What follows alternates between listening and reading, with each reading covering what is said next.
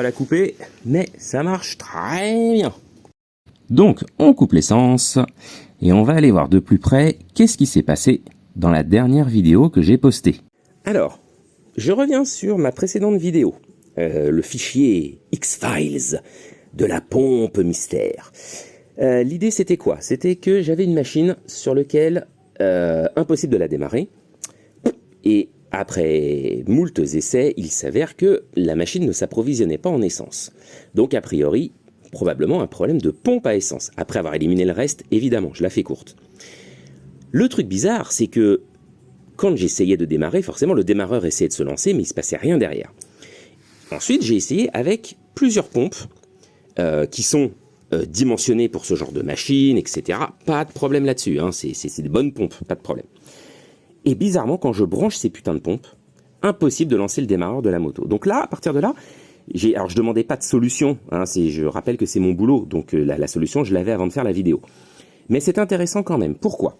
J'ai eu des propositions intéressantes, comme par exemple, j'en ai certains qui m'ont dit, le corps de ta pompe fait masse, normalement, c'est le jus arrive à la pompe, et le corps de la pompe fait masse, et ça repart par le cadre de la moto. Et là, sûrement que cette masse-là, elle doit être coupée, t'as pas de contact avec le cadre de ta moto. Alors ça, c'était pas con. Pourquoi c'était pas con? Parce que un petit mémo à se noter dans un coin pour ceux qui font de l'électricité. Quand vous faites de l'électricité sur un véhicule, pas qu'une moto, sur un véhicule, vous avez 3 choses à vérifier avant tout. En 1, les fusibles, l'état des fusibles. En 2, les connectiques, l'état des connectiques et s'assurer de leur bon contact, c'est le cas de le dire. Et en 3, les masses et absence de masse. C'est-à-dire, est-ce que tout ce qui doit être à la masse l'est bien? Parce que souvent, on peut avoir des ruptures de masse. Quand vous avez vérifié ces 3 points-là, très souvent, vous avez isolé 90% des problèmes électriques que vous pouvez rencontrer sur une machine, que ce soit une voiture un peu ancienne, une moto ou autre. Et donc là, ça marchait pas. Donc ça, c'est quand même couillon. Bon. Donc, on m'a dit aussi, ouais, c'est parce que tu as fait le test avec les bouchons, la pompe, elle se met en sécurité. Alors déjà, non, pas du tout. Pourquoi? Parce que déjà, admettons que le bouchon soit suffisamment étanche pour foutre la pompe en sécurité. Dans tous les cas, ça veut dire que j'aurais dû avoir mes premiers coups de gaz jusqu'à ce que la pompe se dise « Ouais, je peux pas tirer là, il se passe rien, ça bouche, je me coupe ». Elle se coupe et là, éventuellement, elle me coupe mon circuit de démarrage. Ça, d'accord, mais là, c'était clairement pas le cas. Et deuxièmement, pensez bien que quand j'ai fait la vidéo, les pompes, je les ai testées en long, en large et en travers. Je les avais testées au banc avant. Là, j'ai fait la vidéo en étant sur la moto, parce que c'était un tout petit peu plus ludique à regarder, c'était un tout petit peu plus sympa. Mais non, clairement, c'était pas ça. Donc la bonne réponse, c'était quoi? La bonne solution, c'était quoi? Eh bien, la bonne solution, c'est pas compliqué, c'était ça. La bonne solution, c'est pour des pièces de ce style-là, il faut arrêter de s'emmerder la vie avec du matériel chinois et il faut aller chercher du japonais. Ça, c'est bien.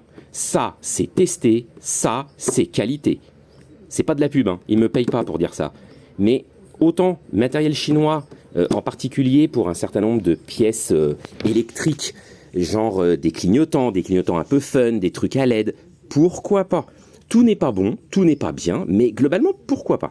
Mais pour des pièces qui vont réclamer un tout petit peu de technicité ou surtout un certain nombre de valeurs très précises, comme des valeurs de débit ou autres, il n'y a pas photo. Il faut aller chercher chez les Japonais, hein. Il n'y a rien à faire.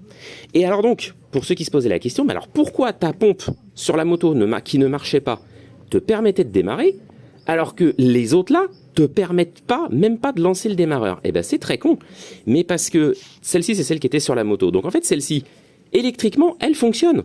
Le truc c'est qu'à l'intérieur, sûrement la membrane qui crée la dépression, ou un des ressorts, ou j'en sais rien, un des composants à l'intérieur qui sert vraiment à faire le vide pour appeler l'essence, il s'est flingué. Fin de l'histoire. Donc là, on va dire que c'est... Bon, la pompe, elle n'aura pas duré très très longtemps. Elle aura duré, je crois, 1 an ou 1 an et demi. Mais sur le principe, elle a fait son job, elle est morte dans sa bonne utilisation.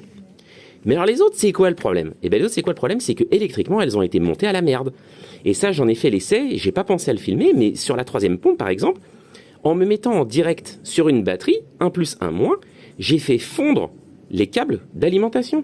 Parce qu'il y a du faux contact partout là-dedans. C'est des nids à merde. Alors là, vous allez me dire, mais alors, pourquoi t'en as acheté? T'es con ou quoi? Non, c'est simplement que j'ai eu l'occasion d'en avoir une sous la main. C'était l'occasion d'essayer de voir si je pouvais redémarrer la machine avec.